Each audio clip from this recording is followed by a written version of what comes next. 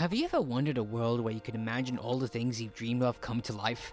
Have you ever imagined what would it be like to experience a place that's unlike anything you've ever seen? It's a tried and true question when it comes to fantasy, generally speaking, because in comparison to everything else, it is a genre that manages to capture that one feeling you get when you experience something like this. And that feeling is curiosity. Where do these monsters come from? How does the people live in these parts of the world? What kind of extracurricular laws of physics would it take to make something work in ways that don't ascertain to our reality? This has been one of the key debates that you'd expect when you as the viewer would come into something like this. However, therein also lies a further question. What happens if you discover something that you end up thinking to yourself that you are better off without knowing? What if, despite wanting to explore the world and its inhabitants, you end up finding an abyss? An abyss that hides behind many things that urge you to see what exactly they are, yet wouldn't dare trench across, because if you do, you'll find something that will shake you to the very core. Something that might potentially change the ways you look at the world, and more likely as a result, end up scarring you forever. Is this really how you're gonna start the video on? Shut up!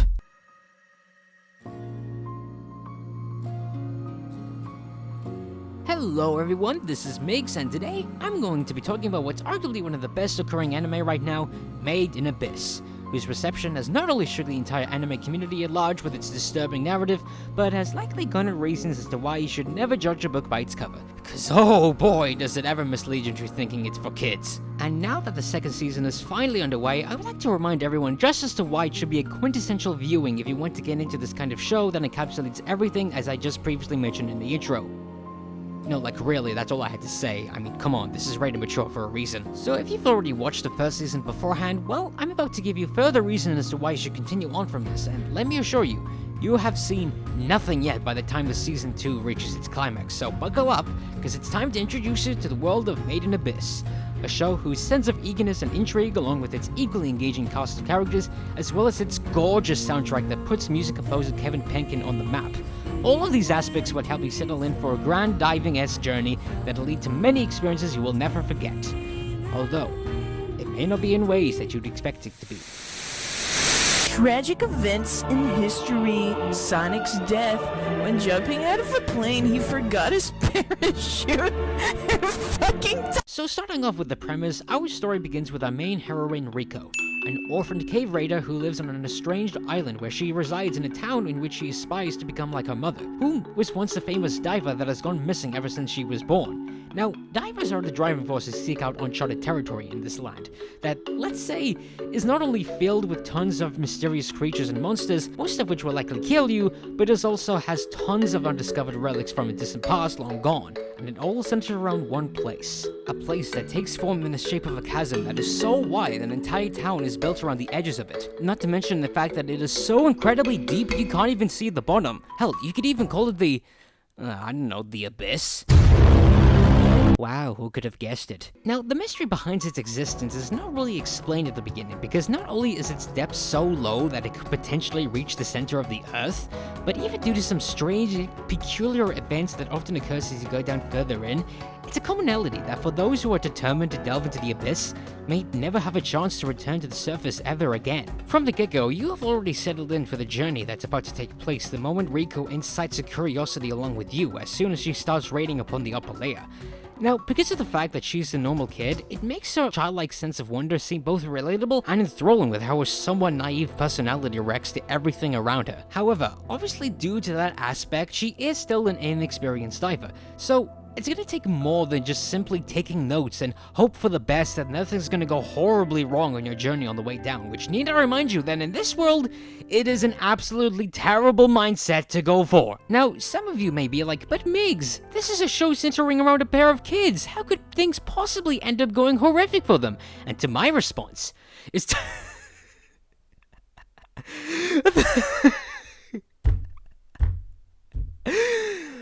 you poor sweet innocent child. Well, my friends, clearly you have not seen enough rated M for mature stuff, because out of all of these supposedly adult anime that contains all kinds of insensitive content that you would expect, what makes this show stand out is that it contains something that no one else would dare trench across. And that containment is none other than, you guessed it, child slaughter! They ask you how you are, you just have to say that you're fine. fine when you're not really fine, but you just can't get into it because they would never understand. So yeah, clearly our main girl is gonna need some assistance if she ever wants to seek out her mother, who is supposedly trapped in the inner depths of the abyss. Hence, this is where our secondary main character comes in, whose assets will not only assist Rico on the way down, but also has enough of a similar reason to go accompany her as well. Meet Reg, a mysterious robot upon whom Rico has supposedly met by chance whilst treading the upper layers. When woke, it's soon discovered that Reg has no recollection of who he is, nor where does he come from. Hence, it's up to these two together to team up and search for whatever resides in the bottom layers to discover why Reg was created in the first place, as well as some other curious things, such as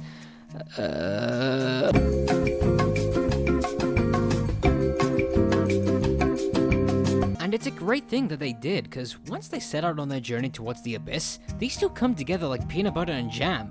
With Reg's versatile strength and mobility ranged arms that helps both descend and reach across many trenches, along with Rico's knowledge of how things work in different places and even knowing how to cook. They're essentially like the perfect party members you would bring alongside on a grand RPG-like adventure. Actually, there is one coming up, technically speaking. Though an RPG it is not, a grand adventure it most certainly is, and the journey down to the abyss is really fascinating to say the least. Like, each layer has its own source of environments that manages to give their own flair to what they'd be like. Such as one layer is filled with trees that hang upside down, another has plants that are about the size of literal giants, and one is just an icy hellscape.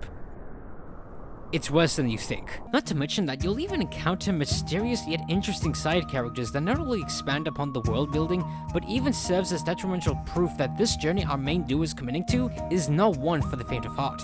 And it gets way more depressing the deeper you go in. To say that the journey all the way to the bottom is most certainly one that neither our main party nor you as the viewer would likely forget anytime soon. But of course, as previously stated, there are some things that are better left unsaid. Now, I've already made myself clear at this point that this anime is definitely not for someone who thinks they can just go in on a casual viewing experience and have a decent time watching. Cause even as someone who sort of knew what I was going in for, I was still unprepared to see just how far the show is willing to go on with its unnerving scenarios. While it initially starts off as a lighthearted adventure featuring two youths striving to search for the reasons that they want to know about, it becomes a lot more problematic when you have to reconsider what could potentially lie beyond the mist. And again, this is a show where it holds nothing back, and if you start thinking about something's bad's gonna happen, you'll just shrug it off. And judging from how this anime tends to treat you that way, you can definitely see where I'm going with this. There is an old saying that the further you gaze into the abyss gazes back at you. Which would often mean that the further you go down, the more you begin to realize that there is no going back. It's just you and the unknown. And the unknown, for all that we know, can be absolutely terrifying. There are some moments in this show in which it genuinely made me feel uncomfortable at times. Like, I'm not the type of guy that easily gets scared over even the most gruesome stuff that is displayed in most horror-based media, but the ones from Made in Abyss really made me feel uncanny at times. And to make that feeling worse is when you introduce the one narrative mechanic that would most likely prevent our heroes from ever returning to the surface. And that mechanic is the Curse of the Abyss, in which it means the further you descend down the abyss, the more fatal your body gets as soon as you start ascending. Whether it's blood sucking out of your eye sockets, having your entire body get turned into complete mush, or unsurprisingly, knocking on death's door. It is a very grim thing to consider, especially when it's introduced even before our heroes began their journey, which really goes to show how despite having all of the challenges set up for them as they go along, the world of Made in Abyss does not shy away from how severely dire the consequences they'll be the moment our main duo faces them. And as for the events that are happening in Season 2, well, let's just say that you're going to be in for the long haul when it gets to that point. And yet, after all of what I just said, Made in Abyss still carries that one trait that stays with its central narrative as it keeps progressing. And that trait is hope. Wow, is that really all you have to say after how dark you described the show? What did I just say? You see, even despite having all of the incredibly messed up shit that goes on in the show, it still manages to carry that bright, youthful persona that resides in our main cast, and that sense of optimism not only makes the journey down seem exciting and wondrous, but it also takes into the fact of consideration that the feeling that trounces all of the sheer agony you face while diving, and that feeling can be described as none other than simply just being beautiful. Okay, just hear me out. Here's how I do my take. So, at the end of episode 1, Rico decides to take Greg up to the highest peak of the island to show him the full view of the town Rico resides in. But during said scenario, the scene simply begins with a quiet walk up onto the hill. You're listening to the piano gently playing as a lushful wind breezes through the landscape with just a hint of a windmill turning its head slowly. And by the time that Greg reaches the top, this happens.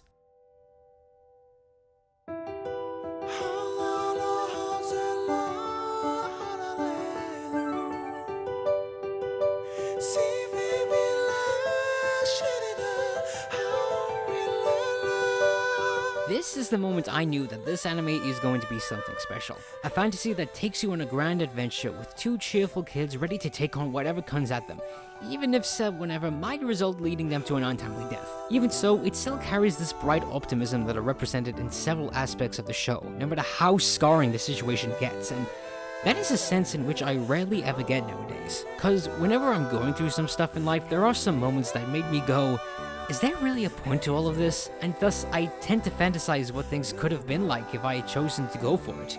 Case in point, why I'm making YouTube videos! And before I knew it, I kind of felt as though I ended up shooting myself in the leg for that. And that feeling is hard to get rid of. Hell, maybe it will forever stick with me for all I know. Yet despite all the hardships, all the messy stuff I go through, hell, even the ones whom I both cherished and lost along the way, I keep moving forward regardless. And that is a message that I really think most other people should stand by nowadays. Now, call me biased, because personally I doubt that my life is about as rigid as someone else's, but the truth is that there is something I want to point out towards, because no matter how low life may get you down at times, no matter how depressing your situation may be, you are still marching on to become the very person you yourself strive to be. And I think that's the main message Made in Abyss provides for in general, and for that, I am very grateful that this series will stick with me for a very long time. And thus, this marks my reasoning as to why Made in Abyss is the quintessential fantasy anime. If you've stuck with this video until the end, then I am very grateful for your time. Thanks for watching, and I hope to see you again very soon.